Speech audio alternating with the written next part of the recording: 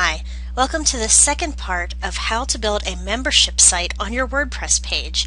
We've already looked at part 1, which was how to install the membership plugin and how to go down through and set up things like your subscriptions, your groups, your memberships, things like that. So let's take a look at how we go on to the next part, which is setting the content for different pages on your site. I'm going to go into membership and I'm going to go down to edit options. I'm also going to open up a second dashboard site here, and I'm going to take you into pages.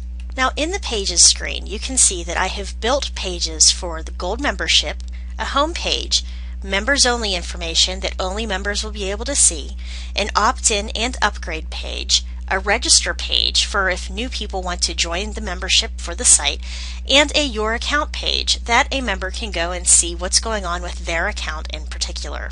Once I have these pages built, I'm going to go back into my membership options screen, and this will allow me to set some of my other settings.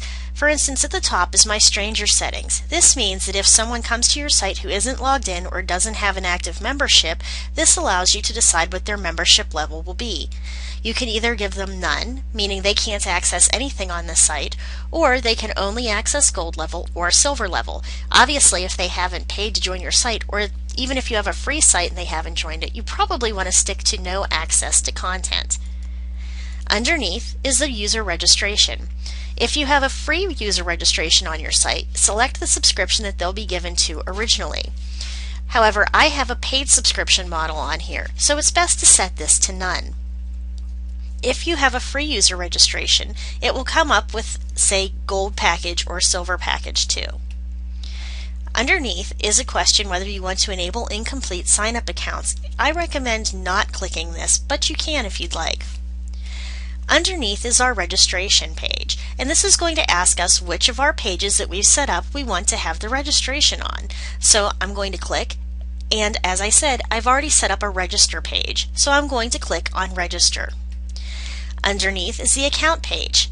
As you saw before, I've already set up a Your Account page, so again, using the drop-down, I'm going to use the appropriate page that I've created for this. Underneath is the Protected Content page. This means that if a post, page, or content isn't available to a user, they will be directed to this page instead. So the Protected Content page is on my Members Only information page. Underneath is my shortcode protected content. If you want parts of your post or pages protected by WordPress shortcodes, you can go ahead and put those shortcodes in this box, and you'll want to make sure you put a shortcode on each separate line. Underneath, you can choose whether you want the shortcode visibility default or if you want the shortcode to be protected by default. And underneath that is the no access message. So if they can't see the content protected by the shortcode, you can go ahead and put a message in here, or you can just leave it blank. Below that are the download and media files that are protected by remapping their perceived location. This means that if you don't want people being able to download your media files and your other downloadable files, you'll want to put the actual download URL here and then change it down here for the masked download URL. So I'm going to go ahead and add another page here that will make it look like this is the URL that they will see. And I'm just going to put the word downloads in there, and they'll actually see this entire address instead of this address, so they're not going to be able to copy your file from your actual folder. And underneath we've got protected groups. This is each download group name, and removing these used groups will leave the content visible to all the users and members. Underneath is the More tag default. If you place content after the More tag in a post or page, you can protect it by setting the visibility here. You can also choose to override this with each level. So here we can either click yes, more tag content is visible, or no, more tag content is not visible. And this is the message in this box that will be displayed when the content protected by the more tag can't be shown, or you can leave it blank. Underneath, choose your payment currency. I'm in the United States, so I'm going to use the US dollar. You can also choose your membership renewal, and this is if you're going to be using a single payment gateway. I have mine changed so it will renew every 365 days.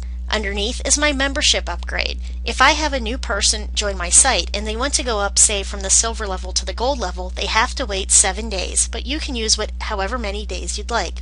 If you decide that you're going to send out, say, an email blast with invitation codes that will be needed to join your site, you can click right here for Require Invite Codes, and then each code that you send out you'll want to put in this box on a separate line, and that will make sure that anyone who comes to the site with this code can go ahead and access your membership. Underneath, you can also remove the code once it's used, so if you want to give everyone an individual code, this is what you would do. And you would click on Save Changes. Now there's one more thing that I want to show you how to do that will make our registration page work correctly. When we go into our Membership tab, we're going to click on Membership up at the top. And we're going to go to Edit Options. In Edit Options, I'm going to scroll down till I get to the registration page. And remember that before we had made it so the registration page is on our page called Register.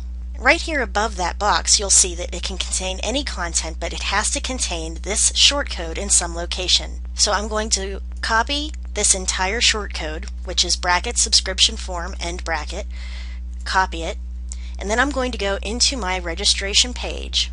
So go to Pages and then Register. And I'm just going to paste that right here into my register page. Now this is something interesting and it may worry you at first, but you'll see why in a moment. If you click on Preview Changes, it's going to bring up your WordPress site on your register page, and it just shows Step 2, select a subscription from the options below. I'm going to go back into my Membership tab and I'm going to go down to Edit Subscriptions. And these are my subscription plans that I'd put in earlier, and they're both inactive. I'm going to go ahead and click Activate for both of these. And this will show you that they're active. I'm going to click on my free content first. Make sure that all of my settings are what I want it to be, and since this is free, I don't want people to pay for it, and this is indefinite. Going back, I'm going to click on my gold subscriptions to make sure that everything here is the way I want it. Once they're activated, we're going to go ahead and click on Make Public. And this means that people will be able to see that when they go to register for the site. The last thing I'm going to do before I go in and look at my actual page is go ahead and in my Membership Dashboard tab, I'm going to click Membership Plugin version 2.0.7 and enable it. Next, what I'm going to do to see how the registration has worked, I'm going to go up to where it has admin logged in and I'm going to log out. And the reason I'm going to do this is because when I look at this as the administrator, it's just going to basically show it to me as I would see it with the programming. So now we're back in our WordPress-tutorial-hub.com/manually to see our site at the home page.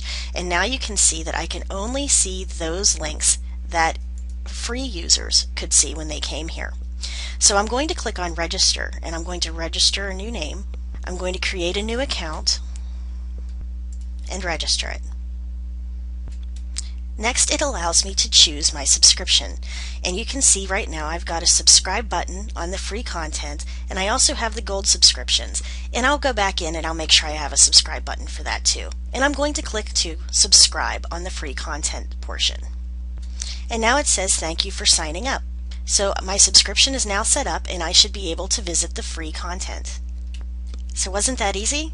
Now I'm going to go in and take a look at what happened with my subscription from the administration standpoint. So I'm going to log back into WordPress under my administration name, and I'm going to go up to membership, and you can see now we've got our membership counts, how many have free content, how many have gold subscriptions, total users, and deactivated users. And I deactivated 3 as I was working on how to show you this tutorial, so that's why that's there.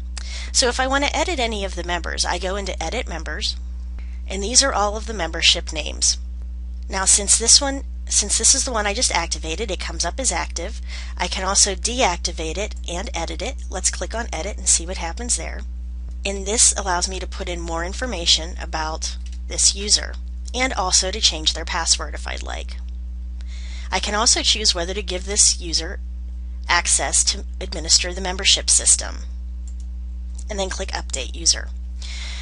We also have the subscription and the membership level. If I decide that I want to add part to the subscription, I'm going to click on Add, and then I can choose which of these levels to add, and then click the Add button. Or if I don't want to change it, I'm going to click Cancel, and it will take me back out. You can also change the membership level as well. It shows what the expiration date is and also where my gateway is. And I can always move the gateway by clicking on Move. And it will ask where I want to select the gateway to move from and where I want it to move to. Again, click Move or Cancel. You'll notice that we also have an option here to drop as well, and this allows us to drop a person from the level they're at now to a lower level if we wish to, or we can just move them. If you have an issue with the memberships, you can click on Repair Memberships. You can verify your membership tables or repair your membership tables. And this is used either if you're having issues with your membership site or if it's been upgraded recently and you've been noticing strange behavior. If so, just go ahead and click on Verify Membership Tables, and if something ends up being wrong, you can click on Repair Membership Tables. So that will be a good start on how to set up memberships to your website and to decide what people are going to see of your content depending on what subscription they are. So I hope you found this really useful. This is a great, easy tool to keep track of all of your memberships without even having to worry about going in and doing it manually. So thanks for watching, and I'll see you at the next tutorial.